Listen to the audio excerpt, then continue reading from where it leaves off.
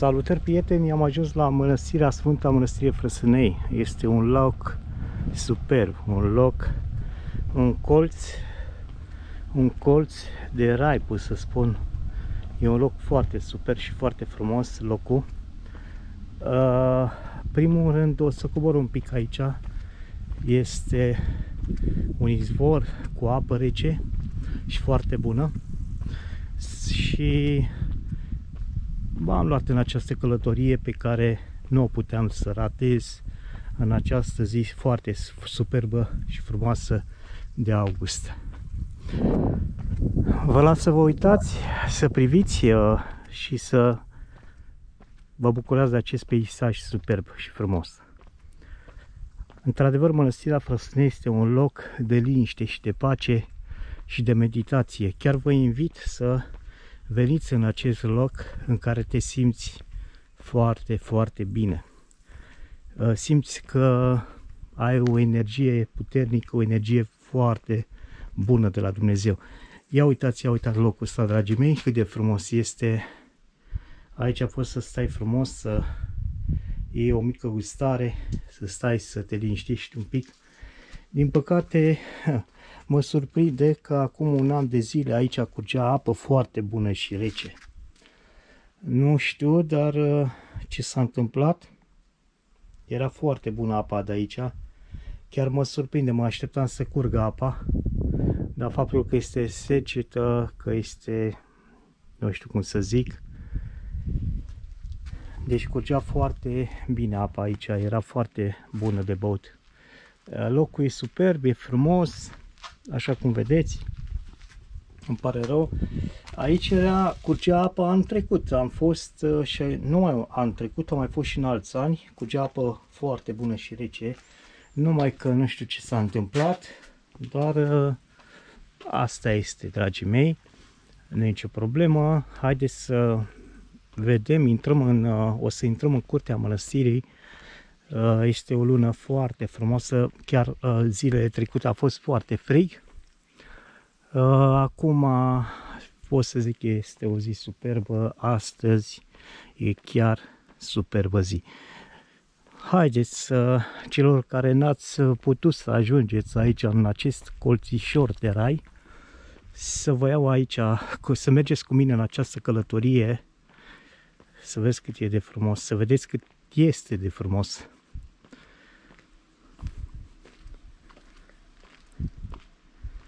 Da. Aici spune intrarea femeilor, ca de obicei, așa cum știți, intrarea femeilor este interzisă. Da? Dacă este interzisă, este interzisă, nu avem voie. Adică femeile nu au voie la această mănăstire superbă și frumoasă. O liniște extraordinară la această oră care am venit în această zi de după amiază, liniștită. Da, e foarte frumos locul, așa cum vedeți. Sfânta Mănăstirea Frăsânei.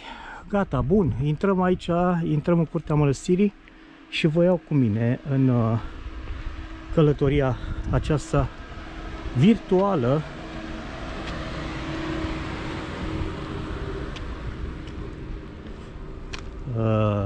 O să vă placă cu siguranță ceea ce vedeți.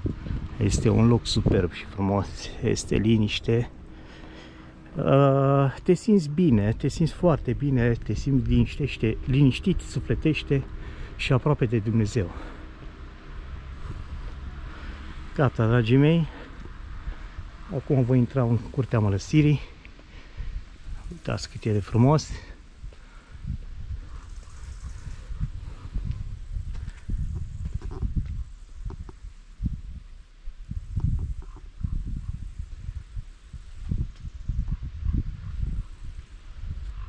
Fără Dumnezeu nu suntem nimic pe acest pământ, așa că haideți să fim buni și să-L iubim pe Dumnezeu, Domnul nostru Iisus Hristos, din toată inima și toată suflarea noastră. Domnul Iisus Hristos să fie binecuvântat precum în cer, așa și pe pământ. Să slăvim pe Domnul Iisus Hristos, să slăvim pe Maica Domnului, să îi mulțumim lui Dumnezeu pentru toată bunătatea pe care o are și grijă de poporul român. România este o țară superbă, o țară foarte frumoasă și Dumnezeu are grijă să apere poporul român de toate câte se întâmplă războiul care este lângă noi din Ucraina. Dumnezeu are grijă și cu siguranță voi crede cu tărie că Dumnezeu nu ne va lăsa și ne va apăra. Țara românească va fi păzită. Dumnezeu are grijă cu siguranță și ne iubește. Este un popor ortodox, un popor român care cu adevărat îl iubește pe Dumnezeu și sunt mândru că sunt român, mândru că sunt ortodox pentru românii mei. Dragii mei, am intrat, așa cum am spus, în curtea mănăstirii. Mă aflu aici, e o zonă superbă și frumoasă.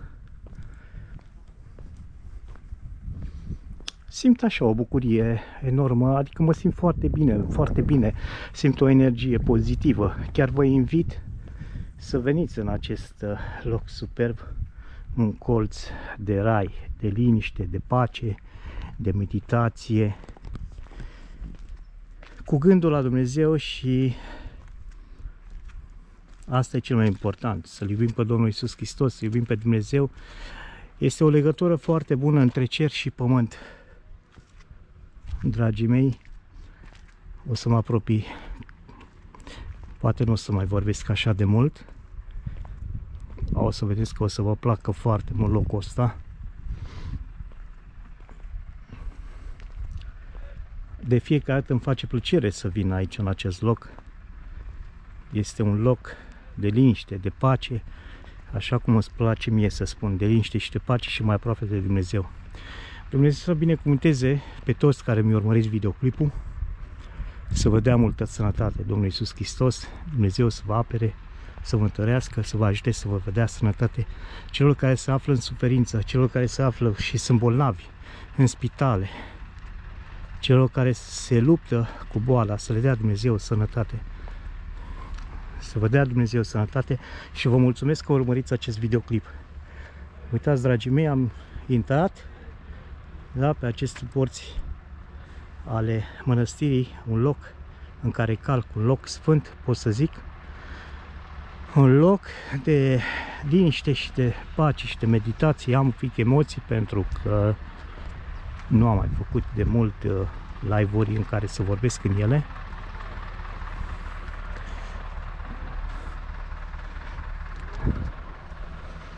Super loc. Simt o energie pozitivă, mă simt foarte bine, mă simt aproape de Dumnezeu. Dumnezeu să binecuvânteze și mă mulțumesc din inimă și din suflet pentru că urmăriți acest videoclip care cu siguranță vă place și mă veți urmări. Dumnezeu să vă întărească și să vă dea putere și sănătate multă celor care sunt în suferință, în special celor care se află în probleme de sănătate, probleme complicate, să le dea Dumnezeu sănătate, să-i lumineze pe calea cea bună și cea dreaptă.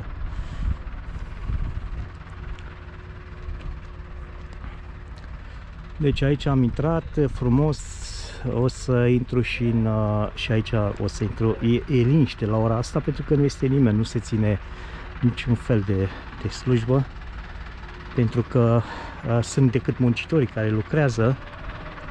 O să intru acum și o să vedeți că cât de frumos. Haideți să vedeți despre ce este vorba.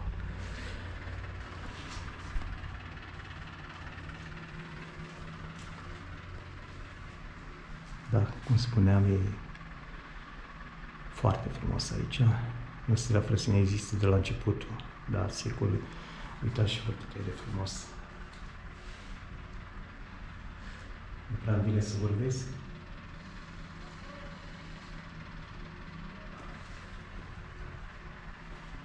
Haideți să facem un tur așa de mănăstire, să vedeți cam cum e.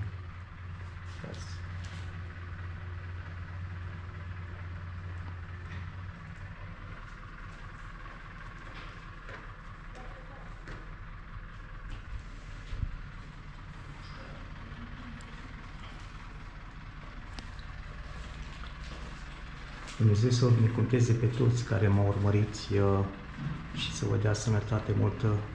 Știu că foarte mulți dintre voi nu aveți posibilitatea să ajungeți aici la Mănăstirea Frăsânei, dar pe intermediul canalului meu de YouTube, Povești cu Dumnezeu, puteți să vedeți cam despre ce este în acest loc de liniște și de pace și de meditație, dragii mei. Dumnezeu să vă dea sănătate tuturor. Deci, cum se vede, este închis pentru că am venit la o oră care este chiar închis, e liniște, știți cum e. Nu este o zi care să fie de rugăciuni și sărbătoare la noapte. Bineînțeles că la 12 noaptea o să se facă rugăciuni pentru noi păcătoși, să dea Dumnezeu să poporul român să fie pe drumul cel bun. Aici sunt să aprind lumânările pentru cei vii, da?